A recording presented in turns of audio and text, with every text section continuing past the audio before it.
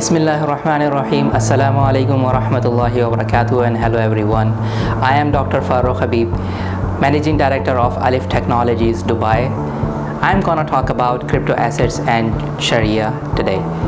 So let me just go to the basic first, that when we define cryptocurrencies, we always say that these are digital currencies or virtual currencies that uses cryptographic techniques.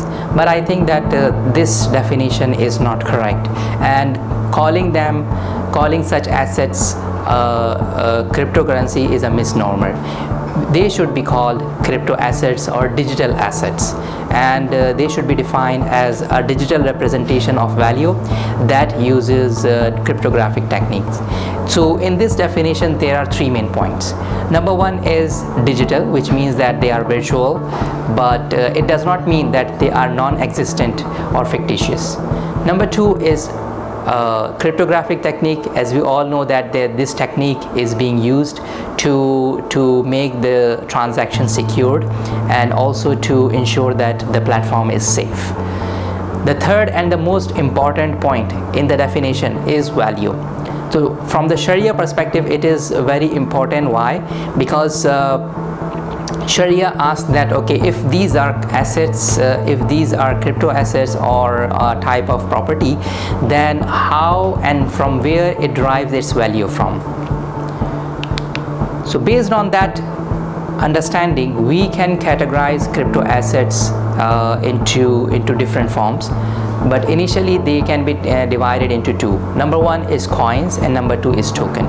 So the coins are a type of asset that derives its value from people's trust, which means that people trust them. That's why people trust the coins, the issuances and the platform. That is why they are valuable.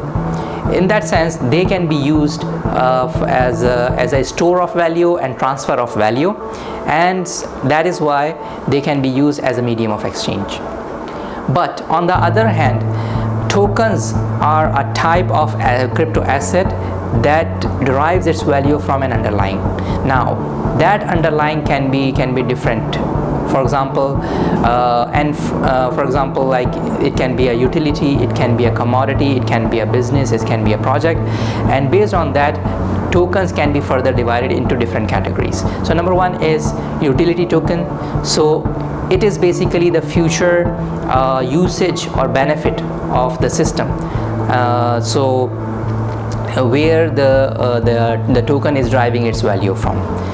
And the second type is basically equity token. They are actually the digital or cryptographic representation of stocks or shares of a company.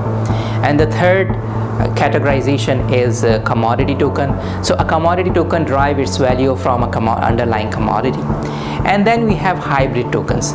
They are the most famous but and the most difficult form of crypto tokens that can in terms of explanation and description, because they reflect different kind of features, they reflect different kind of properties, and because of that you cannot easily categorize them accordingly. But with this understanding, we can basically see that how Sharia interacts or how Sharia treats such type of asset. So if you look back from the conceptual point of view, Sharia has a comprehensive definition of property and asset. So a property should have at least four main features. Number one is it should have a commercial value. Number two is it should be naturally desired. Number three is it should be owned, and number four it should be able to be stored and transferred. So if these four features are there, then we can say that it's an asset or property. But then Sharia further asks or tells us, guides us that whether a property can be used or cannot be used.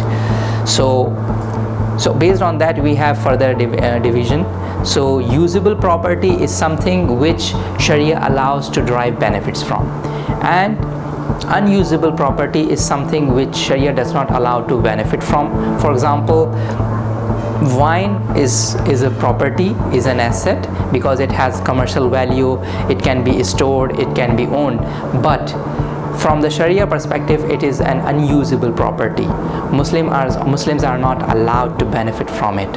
But on the other hand, like a house, a car, or money is basically a usable asset. So based on this understanding, we can create a comprehensive Sharia compliance or Sharia screening criteria for existing crypto assets, and also for the newly established crypto assets, or even like for the creation of new crypto assets.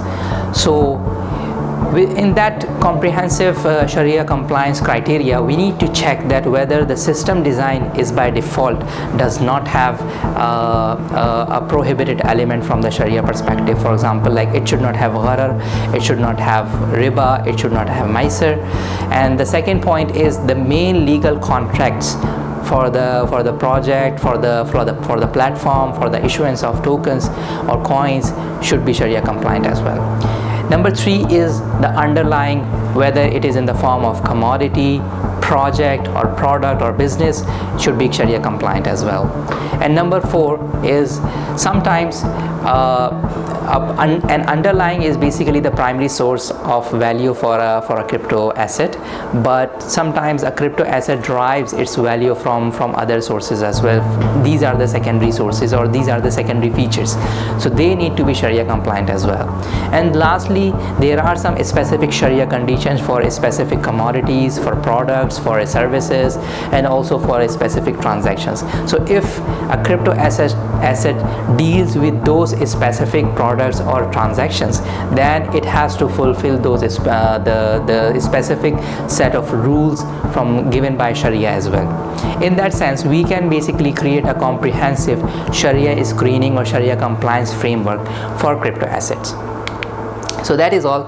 Thank you for listening. Assalamu alaikum wa rahmatullahi wa barakatuh.